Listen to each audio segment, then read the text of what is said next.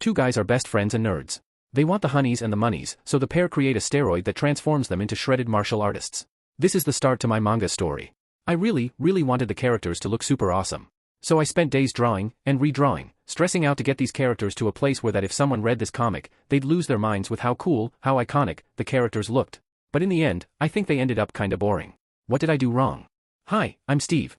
Let me share with you the major mistake I made, and the 6 key ingredients to a formula I believe will not only make the character design process stupidly simple, but super effective in crafting the perfect character designs for your story.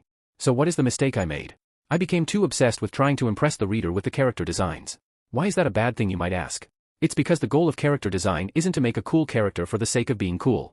Think of the story like a play, and the characters are the actors. Through their performance, they help to express the theme of the story. The theme is the message you want to share with the reader. For my story, the theme I had in mind was, true strength comes from learning to do the right thing even when you're pressured to stay silent. I chose this theme because I know how hard it can be to stand for what's right when at the same time, you desperately want to fit in or maintain relationships with people you care about, knowing that if you do stand firm on what's right when they're doing wrong, you could get hurt and end the relationship. I struggled a whole lot with people pleasing throughout my life, and it's something that I hope to encourage and inspire readers to avoid by knowing that the Holy Spirit can give you the strength to be brave. Especially in situations where you could get away with going along with what you know is wrong, which is what I wanted to happen for this story. The reader connects to your theme through your character's journey. Connection is what I believe storytelling is all about. With my characters, they're hollow and lack the soul of character design. Familiarity and relatability. I explain in my video here, link in the description, that every character within the story is going to be known by the reader in some way. So how should I have designed the characters the right way, so that the characters are more relatable and familiar to the reader? This is the formula. Time period plus age plus ethnicity plus nationality plus adjective plus station in life. Let's break it down. Time period. The era of time the story takes place in. If it's the past, present or future, immediately what comes to mind in how it affects the character design is clothing. It also plays a huge factor with the other elements of the formula in an interesting way. For example, if the story is set in 500 BC North America, this will affect ethnicity, nationality and station in life. Unless your protagonist is a time traveler. Age. How old is the character? This is pretty straightforward in how it affects the character's appearance. A 10-year-old is going to look very different compared to a 40-year-old. Ethnicity. A group of people who share a common cultural background or heritage. In manga, this isn't seen too much. Characters are stylized, but not in a way that their features, apart from skin color, speak to ethnic backgrounds. There are some stories that are an exception to the rule. The story Vagabond comes to mind. The characters look more like what you'd think of when you think Japanese person. With my characters, I barely thought about it, very loosely basing them on Harold and Raj from the show The Big Bang Theory. If I were to redesign them, I would do more to push in this direction. Comment below if you'd like to see how I would tackle a redesign. Nationality.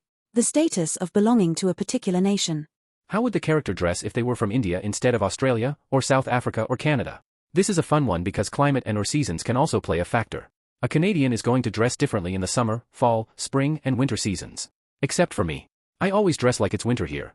The interesting thing about nationality is that ethnicity doesn't matter depending on when and where the story takes place. For example, in Canada where I'm from, ethnicities from all over the world are found here, but all are Canadian. What if my characters are in a completely made-up setting? As long as there is something about where the character is from that's familiar to the reader, then it's fine. For example, say your character is part of a nation on an alien planet where the military is in complete control of the population. That's still something familiar to the reader to grab a hold of. They may not be in or have lived through that situation, but they have an idea of what that may be like. Adjective. A word naming an attribute of a noun. This is going to be the core word that describes the characters. This was inspired by the Pixar short, For the Birds. Check it out if you haven't seen it. The premise of the short. When an unwelcomed bird lands on their telephone wire, a flock of aggressively prejudiced birds must get the dopey bird to fly away before its presence continues to ruin their day. What's interesting is that Pixar named the main small birds bully, chipper, snob, and neurotic. This serves as a character design hack. With words so vivid, it paints a clear picture of personality, appearance, posing, behavior and speech. It also helps with design choices when it comes to shape, language and proportions. I plan to tackle this in a future video. For my manga, I describe the protagonist as conscience-stricken and the antagonist as devious. How I came up with these adjectives was based on the protagonist's story goal, which is to expose himself and his friend for cheating their way to becoming martial arts champions. The character's goal was based on my personal goal to connect with that reader who struggles with people-pleasing. Because the antagonist needs to be the main obstacle that keeps the protagonist from achieving his goal, I made the antagonist his devious friend.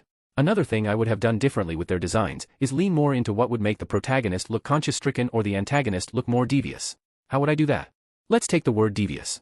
What I would do is think of all the things I could see if I thought someone was devious. Shifty and or narrowed eyes. A disingenuous smile. exaggerated poses. Things like this. What can you do if you're lost for words? You can use a tool like ChatGPT to help you with a prompt like this. Could you give me number of typical observations people would make when describing someone as adjective? Then this prompt after the result. How would someone physically embody these observations? Station in life. What the character does with their life. This can be whatever it is that the character does. For example, a job like firefighter or scientist. A role like a dad, sister, or uncle. Part-time superhero, student, or shut-in. Or multiple, or combination of things like nerd martial artist. Whatever that thing is, it needs to be important to the story being told. Because of this, it can also affect physicality. For example, a shut-in will look very different from a gym bro, generally speaking. What if your character isn't human? What you can do is change ethnicity and nationality to whatever kind the character is, and his or hers specific type. For example, in DC Comics, Martian Manhunter and Ms. Martian are both Martians. Martian Manhunter is specifically a green Martian, whereas Miss Martian is a white Martian. Or in the cartoon Bluey, Bluey is a dog, specifically an Australian cattle dog, also called a blue heeler.